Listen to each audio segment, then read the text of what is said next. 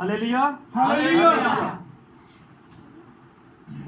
खुदा की शुक्रगुजारी करते हैं कि आज हम खुदा के हजूरी के अंदर, खुदा की मामूरी के अंदर, खुदा के कदमों के अंदर लम्हा बलम्हा सुबह से लेकर ये हमारी तीसरी मीटिंग है। हालेलुया। आज हम खुदा के फजल से पूरे दिन के अंदर इकट्ठे भी रहे हैं, साथ साथ भी चलते रहे हैं और खुदा के फजल से उसकी इबादत भी करते हैं। ये खुदा का फजल है। इसमें कोई बंदा अपनी एफर्ट को शो नहीं कर सकता कि इसके वसीला से या इसमें, ये असल में खुदा के रूह कुद्दस के सारे काम, और वो जो हमें जोड़कर रखता है, वो जो हमें मिलाकर रखता है और ऐसे मौके फराहम करता है कि हम मिलकर ऐसे कामों को करते रहें। और जिस तरह हमारी बात पहले भी हो रही थी, भाई ने भी बयान किया कि ये बातें हम मुसलसल काफ़ी दिनों से सीखते आ रहे हैं और आज खुदा के खादम के मुंह से भी वही बातें निकली हैं। तो मैं आपको बताना चाहता हूं कि ये ना तो मेरी बात है, ये ना खुदा के खादम की बात है, ये रूह कुद्दस की बात है जो अपने लोगों को सेम चीज़ों पर चलाता है, सेम रास्ते पर चलाता है। तो मेरे चीज़ों, आज हम कलाम अक़दस में से सीखते हैं। पौलुस रसूल का खत है कुरिन्थस के नाम, पहला खत कुरिन्थस की कलीसिया के नाम, और उसके 6 बाब की आखिरी 4 आयतों पर हम कलाम अक़दस में से गौर करेंगे, 18वीं आयत से लेकर आखिर तक।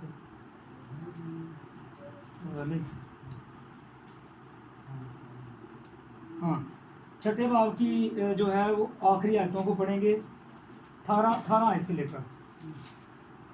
टोटल इसकी 18 से 20 3 आयतें बनती हैं। इनको हम तिलावत सुनते हैं भाई के। जी भाई। खुदावन के पवित्र कलाम में यूं मरकूम है, हरामकारी से भागो, जितने गुनाह आदमी करता है वो बदन से बाहर है, मगर हरामकार अपने बदन का भी गुनाहगार है। क्या तुम नहीं जानते कि तुम्हारा बदन रूह अल कुद्दस का मक़दस है जो तुम में बसा हुआ है और तुमको खुदा की तरफ से मिला है, और तुम अपने नहीं क्योंकि कीमत से खरीदे गए हो। बस अपने बदन से खुदा का जलाल जाहिर करो। आमीन आमीन। के कलाम अक़दस के पढ़े, सुने, समझे और खोले जाने पर खुदा की बरकत है। का शुक्र हो। आमीन।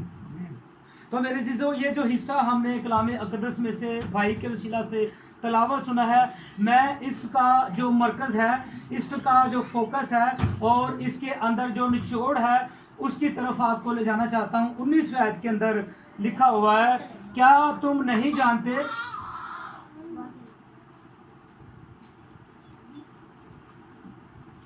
क्या तुम नहीं जानते कि तुम्हारा बदन रूहुल कुद्दस का मक़दस है। जी, तुम्हारा बदन रूहुल कुद्दस का मक़दस है जो तुम में बसा हुआ है और तुमको खुदा की तरफ से मिला है, और तुम अपने नहीं क्योंकि कीमत से खरीदे गए हो। बस अपने बदन से खुदा का जलाल जाहिर करो। हालेलुया। तो मेरे अजीजों, यहाँ पर खुदा के बंदे का बताने का मतलब ये है कि जो हमारी ज़िंदगी की कुर्बानी खुदावंद यीशु मसीह के वसीला से हुई है, हम उसके वसीला से हम उसके एक बदन के अंदर शरीक हो चुके हैं। और कलाम अक़दस में ये लिखा हुआ है कि इंसान का दिल खुदा के रहने की जगह है, बल्कि ये खुदा का मक़दस है। तो पौलुस रसूल कहता है, क्या तुम नहीं जानते कि तुम्हारा बदन तुम्हारा अपना बदन नहीं है बल्कि खुदा का मक़दस है जो तुम में बसा हुआ है, जो तुम्हें खुदा की तरफ से मिला है। वो दुनिया की बातों की वजह से नहीं, दुनिया में मशहूर होने की वजह से नहीं, दुनिया में ज़्यादा वाकफियत से नहीं, और दुनिया के अंदर हमें तरह तरह के मामलात को, जो हम बड़े बड़े मामलात हैंडल करते हैं, उनके वसीला से नहीं, इस वजह से नहीं कि लोग हमें जानते हैं। लिखा है कि वो तुम्हें खुदा की तरफ से मिला है और ये तुम्हारे अंदर बसा हुआ है, तुम खुदा का मक़दस हो, खुदा इसमें रहता है और इसमें रहना चाहता है। और इससे क्या करो, खुदा के जलाल को जाहिर करो। इससे, इस बदन से अपने खुदावंद खुदा के जलाल को जाहिर करो। और लेकिन अगर हम पिछले थोड़े हिस्सा में जाते हैं तो यहाँ पर 18वीं आयत के अंदर लिखा है, हरामकारी से भागो। अगर ये बदन रूह कुदस का मकदस है, इसमें खुदा रहता है या खुदा रहना चाहता है, तो उससे पहले एक जबरदस्त बात करने वाली है, वो प्रोसेस डराने वाला है। उसके बगैर खुदा इस मकदस में नहीं रह सकता, उससे किए बगैर खुदा इस दिल के अंदर नहीं आ सकता। और वो बात जो पौलुस रसूल कहना चाहता है कि तुम इन चीजों को अपने अंदर से खाली कर दो, कहता हरामकारी से भागो। अब हरामकारी यही नहीं है कि हम जो सीखते हैं कि हमने गलत रवैये से अपनी आदतों को, अपनी रवशों को, अपनी सोचों को गलत तरीके से गाइड किया या उसको इस्तेमाल किया, तो यही हरामकारी है। मेरे अजीजों, अगर हम अपने बदन से झूठ, तफिरके और भुगस की बातें और घमंड की बातें और तरह तरह की ऐसी बातें निकाल दें, तो ये भी हरामकारी के बराबर है। क्योंकि ये जो बदन है, इसकी बनावट जो है, इस बदन का जितना भी स्ट्रक्चर खुदा ने तैयार किया वो अपनी शबीह पर तैयार किया। तो इसमें अगर हम कहें कि ये मेरा बदन है, ये मेरे इख्तियार में है, ये मेरे कंट्रोल में है, तो याद रखें कि जिस कंपनी ने ये मोबाइल बनाया हुआ है, इसका कंट्रोल उन्हीं के पास है। जिस कंपनी ने इसको इजाद किया है, जिस कंपनी ने इसके सारे हिस्सों को तैयार किया है, जिसने उनको बनाया है, उसके सारा का सारा कंट्रोल उन्हीं के पास है। और मेरे अजीजों, कोई इंसान ये नहीं कह सकता कि मैं अपने बदन को अपनी मर्जी से, लेकिन खुदा का कलाम कहता है, खुदा का बंदा बयान करता है कि हरामकारी से भागो। जितने गुनाह आदमी करता है वो बदन से बाहर हैं, मगर हरामकार अपने बदन का भी गुनाहगार है। अब जब हम गलतियां करते हैं, गुनाह करते हैं, और हमारी जिंदगी से तरह तरह की गुनाह गलतियां सरजद होती हैं, तो इसके साथ साथ हमारा जिस्म भी फिर हरामकार और गुनाहगार के लायक है। ये भी नापाकी की हालत में आ जाता है, ये भी गुनाहगार ठहरता है। लेकिन मेरे अजीजों, इस बात पर गौर करें कि ये जो ढांचा है, ये खुदा के हाथ की दस्तकारी है, ये खुदा के जलाल का सबब है। इससे खुदा का जलाल ज़ाहिर करना है, ना कि हमने ऐसी बातों को जो खुदा का बंदा बयान कर रहा है कि हमने हरामकारी अपने बदन से नहीं बयान करनी, अपने बदनों से ऐसी बातें नहीं बयान करनी, अपने बदनों से ऐसी बातें नहीं निकालनी। हम पिछले दिनों में ये सीख रहे थे कि एक कुएं से या एक चश्मे से दो तरह का पानी नहीं निकल सकता, और एक जबान से दो तरह की बातें नहीं हो सकती, या एक जो मुसाफिर है वो दो कश्तियों का सवार नहीं हो सकता। एक ही कश्ती के अंदर बैठेगा तो वो पार उतरेगा। तो खुदा का कलाम बयान करता है, अगर बदन के अंदर हरामकारी है तो वो बदन भी गुनाहगार हो चुका है। और अगर बदन के अंदर यीशु मसीह रह रहा है, खुदा रह रहा है, उसका मकदस जो है, उस मकदस के अंदर खुदा की मौजूदगी है, खुदा रह रहा है, तो वो एक पाकीज़ा हिस्सा बन चुका है। और पौलुस रसूल इस बात को बयान करता है कि क्या तुम नहीं जानते कि तुम्हारा बदन रूहुल कुदस का मकदस है जो तुम में बसा हुआ है और तुमको खुदा की तरफ से मिला है, और तुम अपने नहीं क्योंकि कीमत से खरीदे गए हो। बस अपने बदन से खुदा का जलाल ज़ाहिर इसलिए करो क्योंकि पहले तो हमारा बदन खुदा ने बनाया, और दूसरे नंबर पर इसके अंदर जो रूह फूंकी है वो खुदा की है, और तीसरे नंबर पर हरामकारी हो भी गई है, गुनाह हो भी गया है, तो इसका फिदिया खुदावंद यीशु मसीह ने दिया हुआ है। इसके लिए फिदिया खुदावंद यीशु मसीह ने देकर लहू बहाया है, उसने अपनी जान कुर्बान किया है, उसने तकलीफों को बर्दाश्त करके इसका फिदिया दिया गया है। लिहाजा टोटल मिलाकर हमारा इसमें कुछ नहीं। स्ट्रक्चर खुदा ने तैयार किया, बदन उसका अपने हाथों से, रूह उसकी है, और फिर जब हमें खरीद लिया गया यीशु मसीह ने अपने खून से, तो हम तो उसके खरीदे हुए हैं, हम तो उसके खून के खरीदे हुए बन चुके हैं। तो अब कलाम अक़दस ये बयान करता है कि इन बदनों से सिर्फ और सिर्फ खुदा के जलाल को ज़ाहिर करना। ये नहीं है कि हम यहाँ पर खुदा के जलाल को ज़ाहिर कर लें और बाहर जाकर किसी और बातों को ज़ाहिर करना शुरू हो जाए।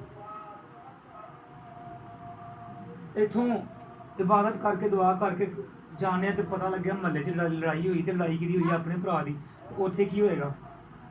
वो बंदा जो दुआ करके गया वो भी छोटा फड़ के लगा। तो ये खुदा का बंदा कहता है कि ये बदन खुदा का मकदस है, इससे खुदा का जलाल ज़ाहिर करो। तो फिर यहाँ का अगर यहाँ पर हम जलाल ज़ाहिर करके फिर दुनिया के कामों में पड़ जाते हैं जाकर, तो यहाँ पर लिखा हुआ कि गुनाह और हराम कारी की वजह से बदन भी गुनाहगार हो जाता है।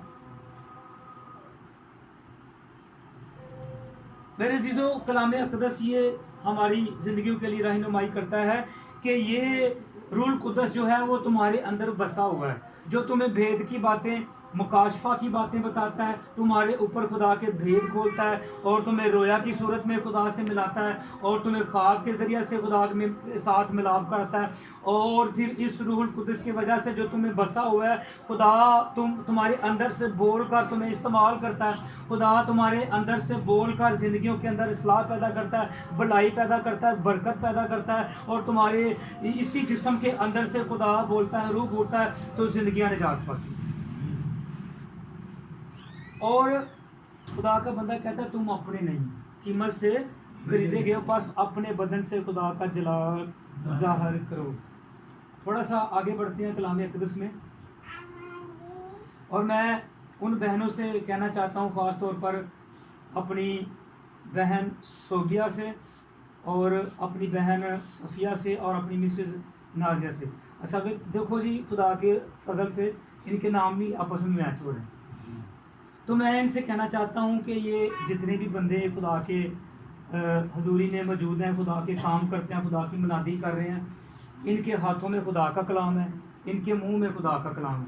तो मैं अपनी बहनों से, मिसेस से भी ये कहना चाहता हूँ कि खुदा अपने कलाम के लिए अगर किसी बदन को या आपके शोहर को इस्तेमाल कर रहा है तो ये छोटी बात नहीं। हालेलुया।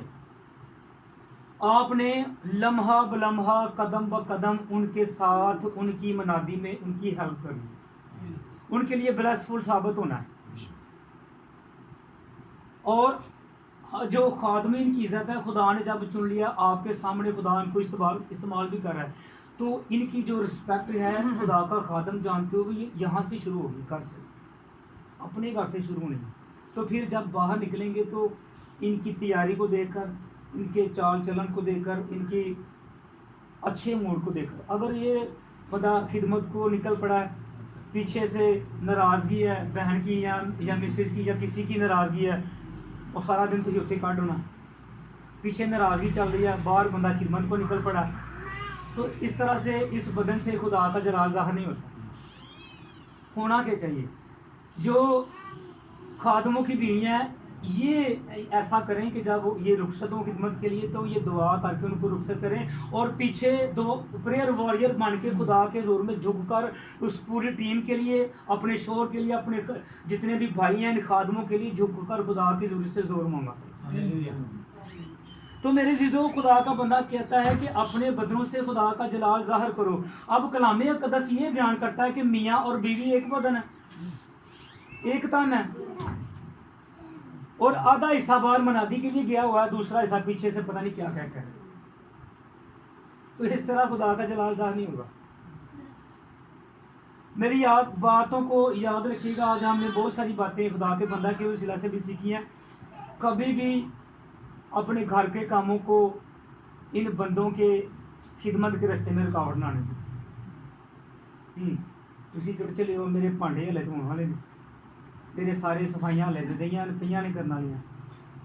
मैं सीख रहा था आज, अपनी मिसेज मुझे बता रही थी कि बहन सफ़िया जो वो कह रही हैं कि भाई फराज जो है वो घर के कामों के अंदर उसका हाथ बढ़ाते हैं, बाजी का सारे कामों के अंदर वो उसका साथ देते हैं।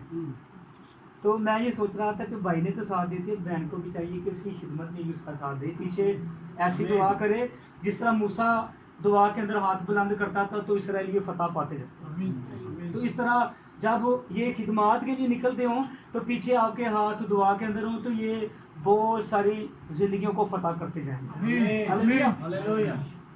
तो मेरे चीज़ों,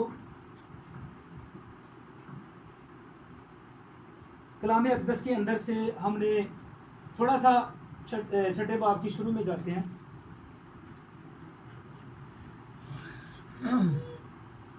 छठा बाब है दूसरे करंथियों का, सॉरी दूसरा खाता है करंथस के कलीसिया के नाम, उसका छठा बाब है।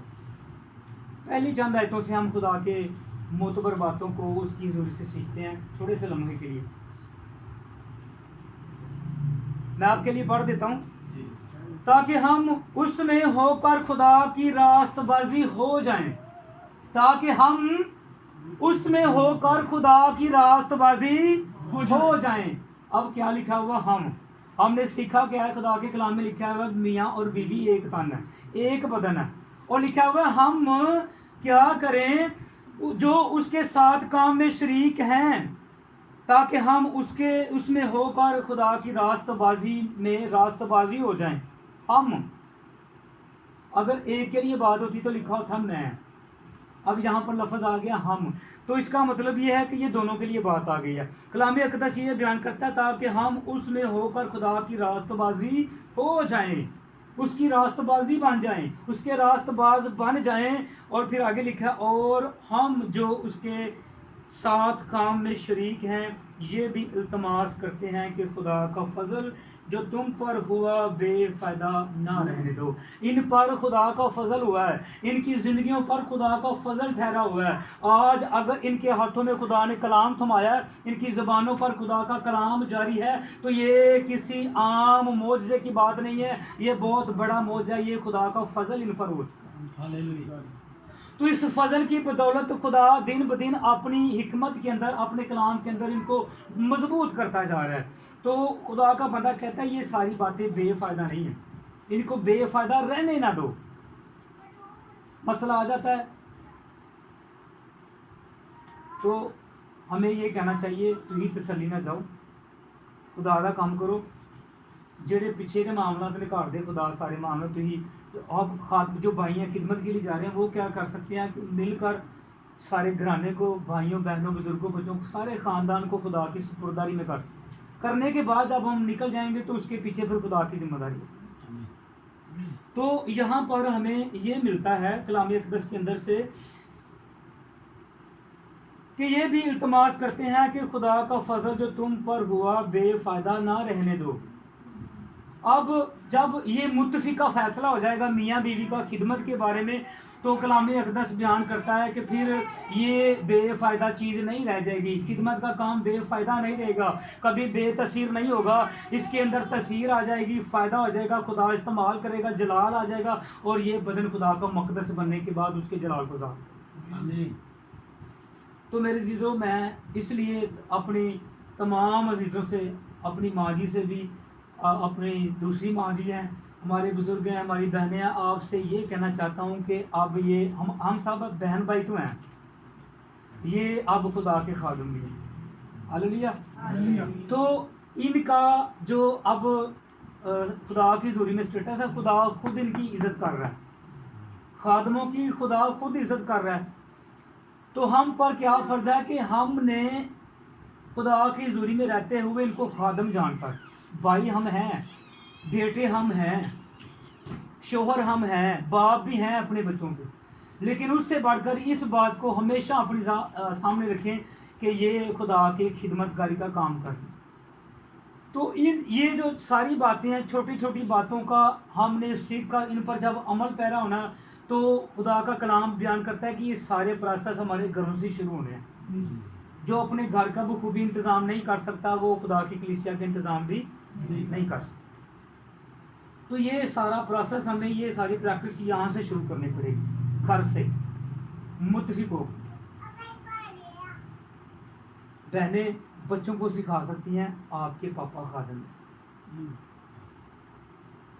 वो खुदा का कलाम शेयर करते हैं, वो खिदमत करते हैं, वो लोगों के साथ, लोगों की ज़िंदगियों के लिए खुदा के कलाम को प्रीच करते हैं। उनके जहनों में ये बात अभी से डालनी शुरू होगी, और जब ये बातें हमेशा हमारी ज़िंदगियों में चलती रहेंगी, तो जब आप खुदा के घराने के अंदर से ही खुदा के बंदों की इज़्ज़त कर रहे हैं, तो खुदा से पहले से इस बात को बयान करता है कि खुदा के खादमीन इज़्ज़त के लायक हैं, तो खुदा से पहले से ही इज़्ज़त कर रहे हैं।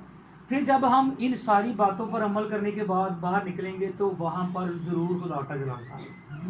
आमीन। सो आइए आंखों को बंद करते हुए खुदा की जोरी में झुकते हैं। हालेलुया। कलाम अक़दस की शुक्रगुजारी में चंद अल्फाज के लिए दुआ करते हैं भाई सुन के साथ। हालेलुया। खुदा अज़ीम बाबा आसमानी या खुदा, हम आपके पवित्र नाम की